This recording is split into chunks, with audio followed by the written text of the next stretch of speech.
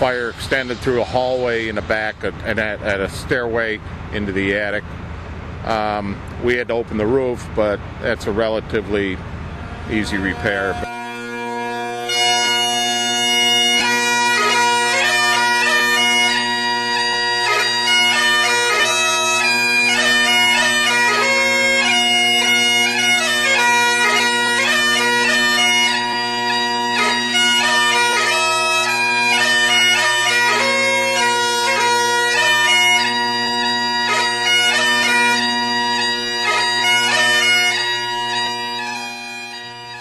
Good evening, everybody, and welcome to the John Cowin Retirement Party and Roast. John, I know you said you didn't want a lot of speakers, but some of your friends insist that you have an opportunity. So in a few moments, you will hear from all of them. To all of our guests this evening, I hope you enjoy the wonderful event here at the On Center, and now we're going to have a few laughs. Before the next speaker, John, I want to tell you that I recall many years working together, and I will say only this. For somebody who graduated from Central, perhaps Dan Lowengaard's got the right idea here, and we need to recreate that school, because if everybody could turn out like you who went to Central, we'll have a much better city. Hi, I have known John Cowin for 17 years, and he is my friend. He is a great leader. I would follow him nowhere. So, of course, you know why they picked me, because I am the only woman they could find in the city of Syracuse who has not dated John Cowin. We project a good image for children, and children are probably primary consumers of milk, and I think it's good that they were willing to pick me as a spokesperson for their product. Well, I'll give you the trade secret. It's not actually milk, it's melted ice cream.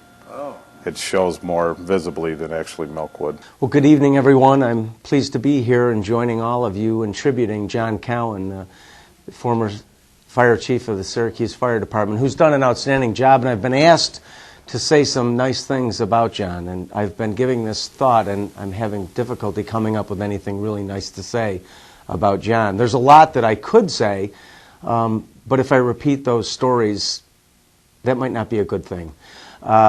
I do want to say, however, that not only has John been a longtime friend of mine and my family's, he has obviously been very loved by the community and the firefighters of the city of Syracuse. John has done a tremendous job. He's a guy that's led by example. His leadership qualities, frankly, have been second to none. People respect him because of who he is. And I think that's a legacy that will serve well for John and for his history with the Syracuse Fire Department. Well, hey, Lobface. I was kind of surprised that they asked me to come and say something nice about you. They called me down at the corner store in Homer there, and I got the message, so I wrote a couple things down on a bar napkin here. You know, I really don't know what to say. I'm not much of a speaker or anything. I don't get out much.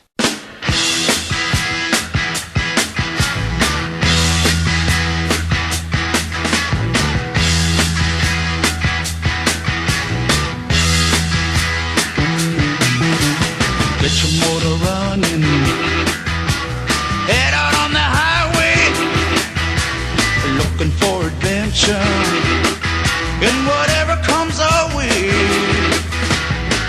Yeah, darling, go make it happen. I was very surprised when John took the chief's job, because I knew how camera shy he was. He never really liked to be around the TV cameras or the press. He often would look for the cameras because he liked to get on the news. I'd like to say that I did learn some things from you, especially on 99s, you know, if the cameras were around, always use the two fingers, or, you know, that raised eyebrow thing always worked for you.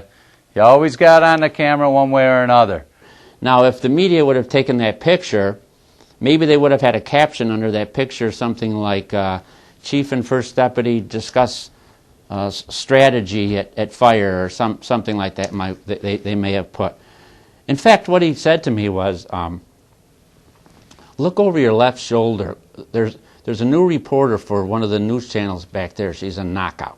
I just remember any time was a camera around, Chief, I smell film someplace. You'd be all over that. Firefighters John Cowin and Timothy Barclay were among dozens trying to help the burned child. Well, that is one of the most disturbing or difficult runs that you go on. Anytime you go on a run that involves children. It's basically just talking to him, trying to calm him. He was cold. I was trying to keep him covered. John, they told us the first day I entered the police academy that if you wanted to be beloved by all, then leave this police academy today and go become a firefighter. And by the looks of this group today, John, it looks like that was a true theory, because it looks like you are beloved by all. John, congratulations on a great career. You did a tremendous job. Thank you for all the help you gave me over the years, and good luck in your next endeavor. He always told me, no matter what job you have, to be the best at whatever you do. And I think he's definitely given me an excellent example to live up to and to aspire to be. And he's a great guy, and I just want to say congratulations, and I love him, and I would be privileged to grow to be even, half the man he is. To this day, I can only say John's the firefighter's firefighter.